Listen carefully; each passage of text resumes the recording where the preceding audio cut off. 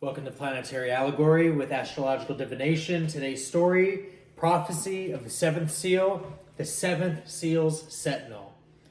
The stars decree, the covenant demands, in whispers we govern, through the elements we obscure, in static we command, in nightmares we pursue. We are earth and air, we are fire and water, we are the remembered, we are the returned, we are the whispers, in silence we thrive. With the stillness before the hour, we got a Mercury square, sensitive degree, Jupiter in the 6th house. Now, the stillness before the hour suggests a period of heightened but ultimately unproductive mental activity that precedes a crucial, destined moment of reckoning. The stillness, if you will, represents a forced pause in an individual's routines or communications caused by a conflict between their logical mind and the expansive, exaggerated vision. The allegorical elements here are the stillness, represented by the square. Now, the stillness is not peace, but a tense, frustrating pause. It is the moment when all rationalizations, ideas, and justifications, being Mercury, fail under the pressure of a grand, inflated vision, being Jupiter. Now, the square is the crisis that prevents movement and creates a vacuum of information, forcing a person to stop and reevaluate. Now, before the hour, being the sensitive degree and the 6th house here, the hour is the fated, preordained event that the sensitive degree signals. The 6th house, which governs daily routines, work, and health, takes hold here.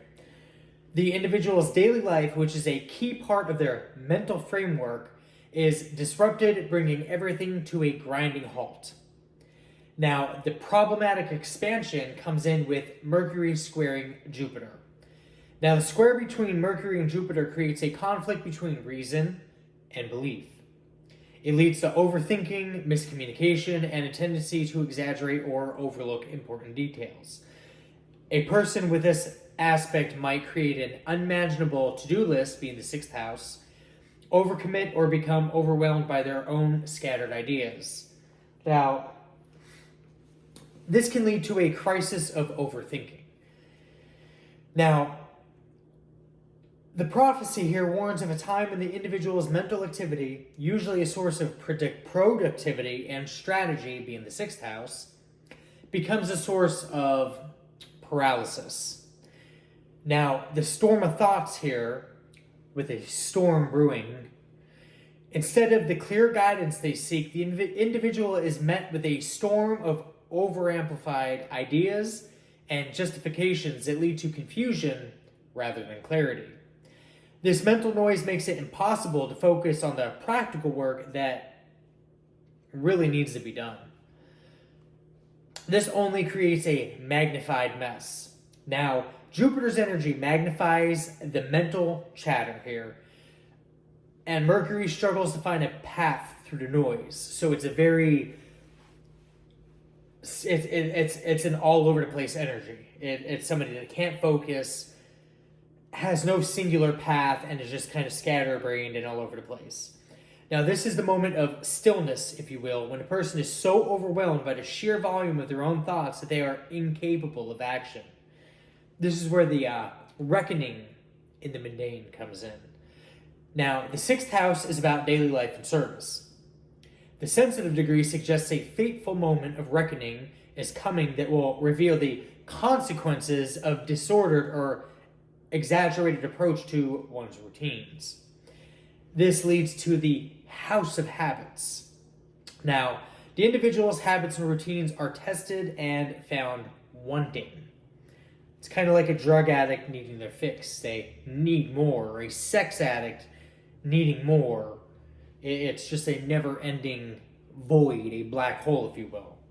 The stillness forces our reevaluation of how they are handled their daily responsibilities, revealing where there have been inattentive to detail or overly ambitious. This can sometimes lead to a health crisis that manifests as a message or a omen, if you will. It's kind of like a signal that you might want to stop what you're doing while you're ahead. If you're still ahead, that is. Now, the stillness can also manifest as a health crisis, which forces a cessation of activity and provides a crucial message about how the person has been mismanaging their energy or others, or ignoring important signals. This is when the hour arrives. The hour. The stillness serves as a purpose. It is a necessary clearing of the air before a moment of truth comes in.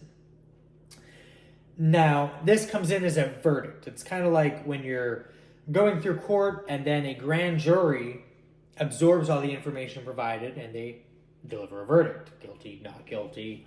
Or subject someone to paying somebody penalties, costs, and reparations that are due. Now, when the hour comes, the grand expansive beliefs of Jupiter come in. They are put to the test. The mental frameworks through Mercury that have been a source of confusion are finally quieted, allowing for a clear assessment of what is true and what is simply noise. After the silence, the hour breaks the stillness, providing a new, more grounded, and sober understanding of one's purpose. The prophecy does not promise an easy resolution, but a necessary one at that, forcing a realignment of the mind with reality. The next story is the thrice woven unbinding. With the Mercury opposition Chiron, the thrice woven unbinding speaks of a fated, cyclical communication struggle that must be unraveled for healing to begin. The opposition signifies a constant tension between the rational mind, being Mercury, and the deep, unhealed wound, being Chiron. Now, the thrice woven unbinding suggests that this struggle is not a single event, but a complex, multi-layered, and recurring pattern that must be methodically unwound. The allegorical elements here are the unbinding, which refers to the process of releasing the self from the mental and communicative knots created by the Mercury-Chiron conflict. The prophecy suggests that this is not an easy or straightforward process, but one that requires deliberate effort. Now, the woven thread, being the thrice woven aspect, nature of the prophecy, highlights the complex and repeating patterns associated with the aspect. It's kind of like pattern behavior. Follow the patterns to understand the behavior on either side, you'll find the root of the issue, or the motive, if it's a legal thing. The native may find themselves in repeated scenarios that trigger the core wound. These situations can manifest in three distinct interwoven ways. You have the mental wound. The individual's thinking is deeply colored by their sense of inadequacy or flawed perception. The communicative wound. Their attempts to express themselves are met with misunderstanding, or they struggle to articulate their pain in a constructive way, so we seek outlets in addictive manners. And then the relational wound. They project their insecurities onto others, particularly siblings or close friends whom they perceive as having similar cognitive vulnerabilities. Now, the communication of the wound here is going to be the core this opposition is fundamentally divided with, which is communication. The native may feel perpetually misunderstood or believe that their thoughts are not worthy of being shared. This is when we project the wound. A common manifestation is projecting the wound onto other people. For example, this person might perceive another as mentally fragile or foolish. It's fun to play the fool when they perceive you as the fool, but always be the Hierophant. Or they perceive, again, as somebody who's foolish to avoid confronting their own intellectual insecurities. This leads to a cycle of projection. Now, this projection becomes thrice woven, in air quotes, as it affects their internal thinking, their external communication, and their perception to key relationships, reinforcing the original wound. Now, the unbinding process here, the prophecy of the unbinding, which is what we are throwing out with the intent to unbind. We are cutting cords today entirely with 0% chance of reattachment. Now, this offers a path forward, suggesting a need to methodically untangle the knots of this mental and communicative pain. And using word magic, we can cut these cords and methodically disconnect from past pain to constructively move forward. We are going to acknowledge these knots, and that is going to be the first step to recognize the presence of these uncomfortable and awkward, we'll call them, mental functions and communication patterns. Now, using communication to heal, the very act of communication becomes a tool for healing here. Whereas we're acknowledging these awkward connections and neural pathways that we are connecting past traumas with current events, and we are in the way of removing these things out of our mental processes and releasing them back into the cosmos to heal, to become fundamentally better and more positively constructive in our day-to-day relationships we currently are in. Now, through writing, speaking, or therapy for some, the individual can begin to analyze their taboo thoughts and process their wounds, creating a new, more honest narrative. Rewriting the story as the mental unbinding occurs, the native gains empathy not just for others, but for their own cognitive clumsiness. It's kind of like accepting, we'll call it a PTSD-linked thought. We would identify this as a mental clumsiness and see it as a vulnerability within ourselves. But once we identify these patterns and we learn to communicate that, we can heal these past wounds and move forward and become better and more comfortable within our day-to-day lives. In essence, the acceptance allows for a more humble and human connection, freeing ourselves from the self-imposed cycle of projection and shame.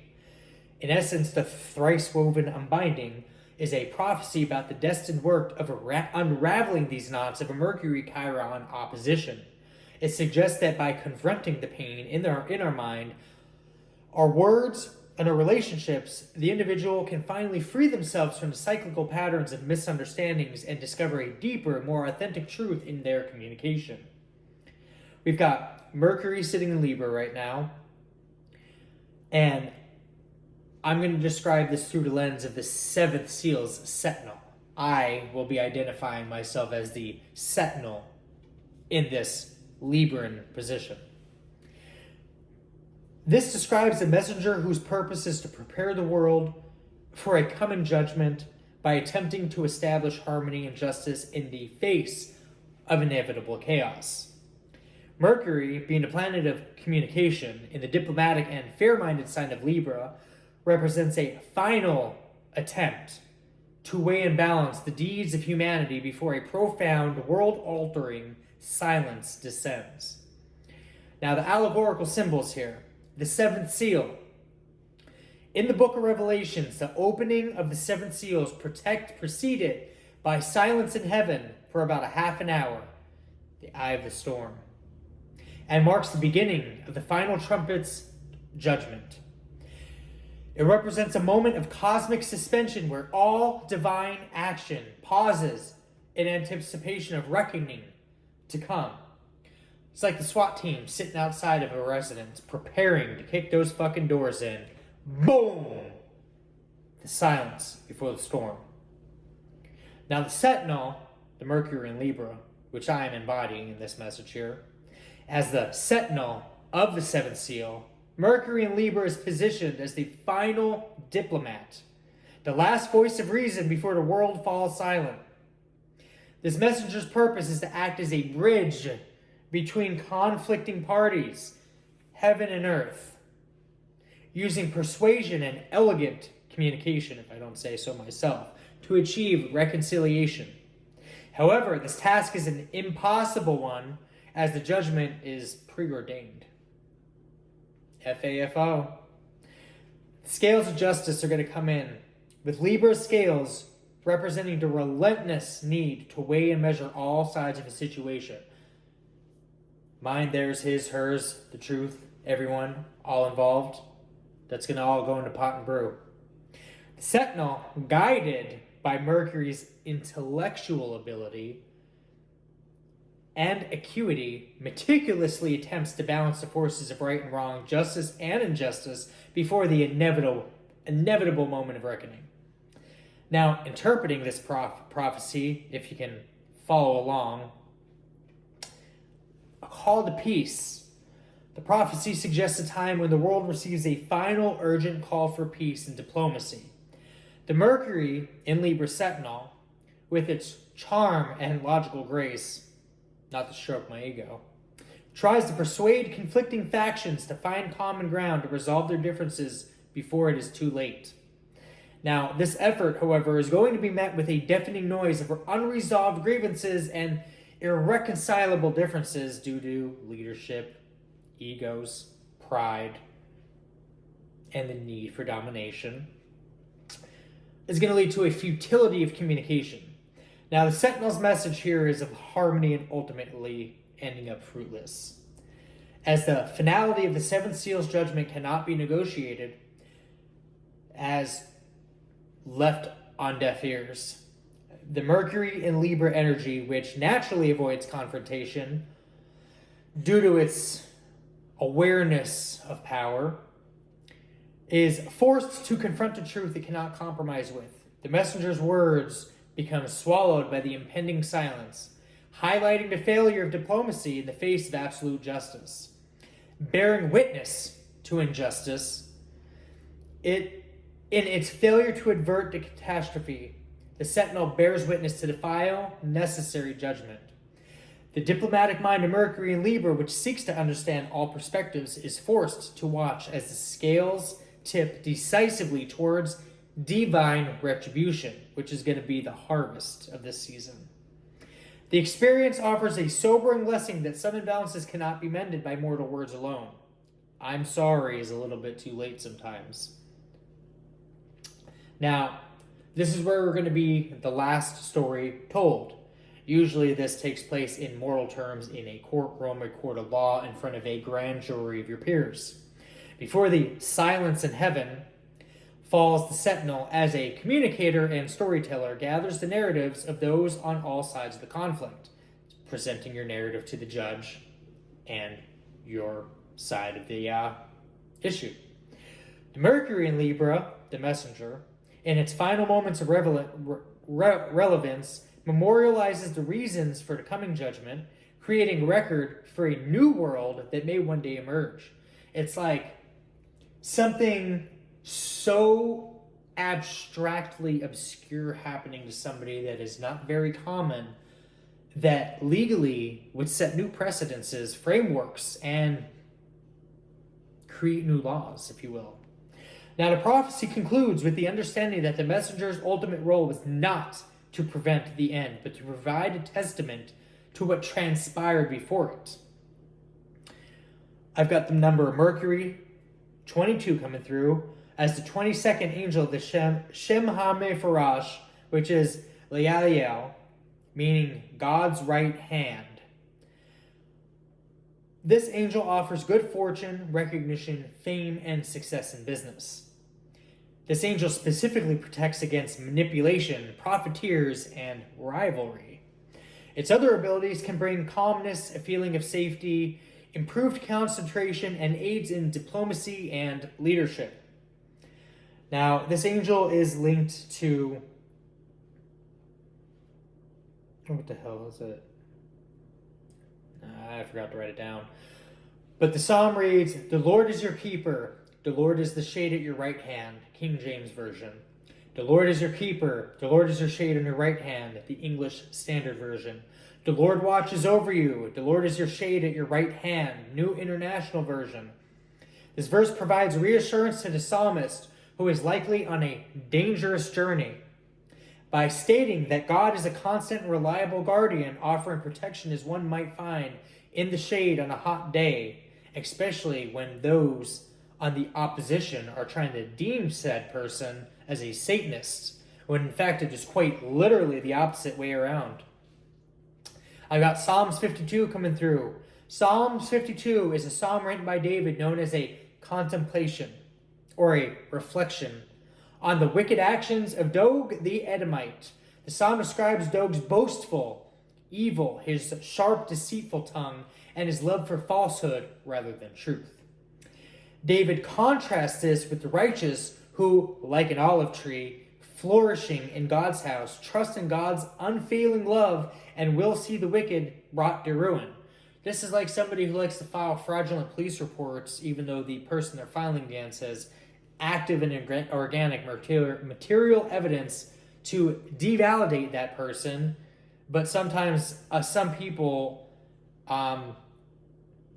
would sooner sleep with a cop, and that pathetic ass officer would protect that individual illegally, not creating a problem, because it's only leading to a bigger litigation at the finality of certain things.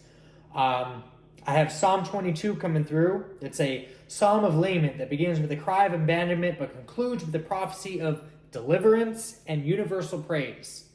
It describes the author's profound suffering, persecution by enemies who mocked his faith, and feelings of profound isolation.